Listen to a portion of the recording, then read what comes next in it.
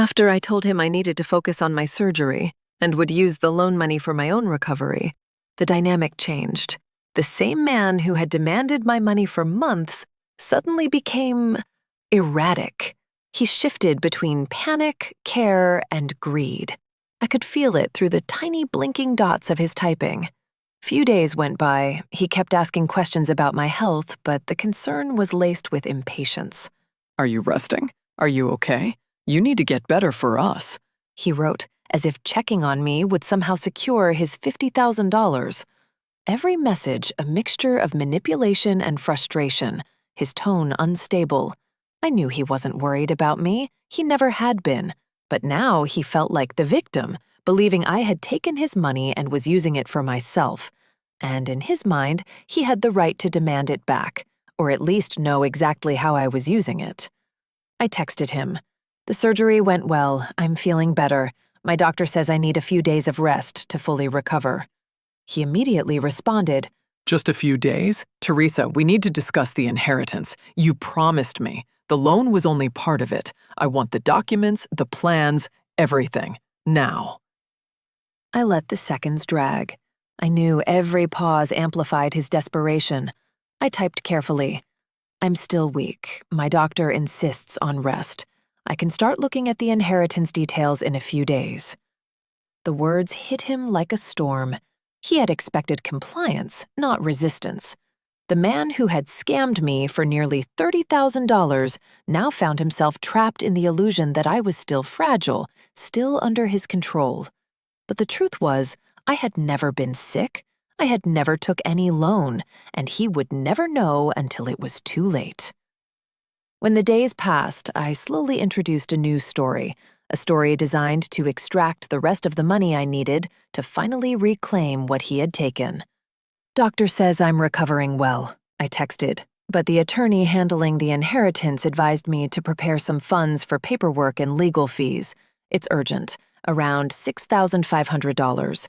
Once that's done, I can finalize the sales and send you the rest of your share immediately. The response was instantaneous and furious. "What? I gave you money already. You are lying. You are trying to cheat me. Teresa, if you don't send it soon, I will."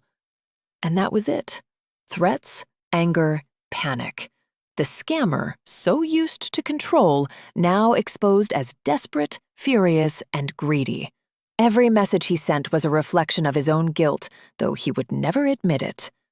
By now, I knew it was time for action beyond texts and lies. I went to the police and explained everything: the transactions, the messages, the accounts he had used. I provided screenshots, dates, amounts. I even gave them the details of the accounts he had used to send me money. What happened next was astonishing. The police began tracking the account.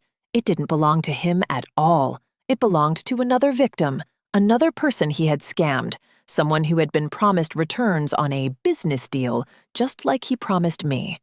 Every time he paid me through that account, he had been borrowing from other victims, a network of lies layered on lies. With careful tracking, authorities finally discovered him. The scammer was chatting from a country in Africa. The images he had sent me, the handsome engineer, the caring widower, were stolen from innocent people online. Every photo, every story, meticulously stolen and used as bait. I remember reading the police report and feeling a cold, vindictive satisfaction. He thought he had me under control, that I was weak and desperate, yet it was he who had been ensnared in the web of his own making. Every message he sent, every demand he made had left breadcrumbs, and I had followed them, carefully, silently. Once the authorities had him traced, the reality hit him. He was no longer invisible, no longer untouchable. The man who had manipulated hearts, stolen money, and played with lives was now the hunted. Every message I had sent, every lie I had crafted, it had been a mirror to his own crimes. And the best part? He never knew it. I recovered a significant portion of my money, more than I could have dreamed. But beyond the finances, the real victory was something deeper. My dignity, my strength, my power. He had tried to destroy me. Instead, I had outsmarted him. To anyone listening, watching, or reading this story, always be cautious when meeting people online. Not everyone is who they claim to be. Catfishing scams, manipulative schemes, and emotional traps exist. Protect your heart, protect your money, and don't hesitate to reach out for help. Follow Scammers Karma for more stories like mine, stories that reveal the truth behind the lies, the manipulation, and the criminals hiding behind screens. Turn on the notification bell, share your experiences in the comments. Together, we can stop scammers.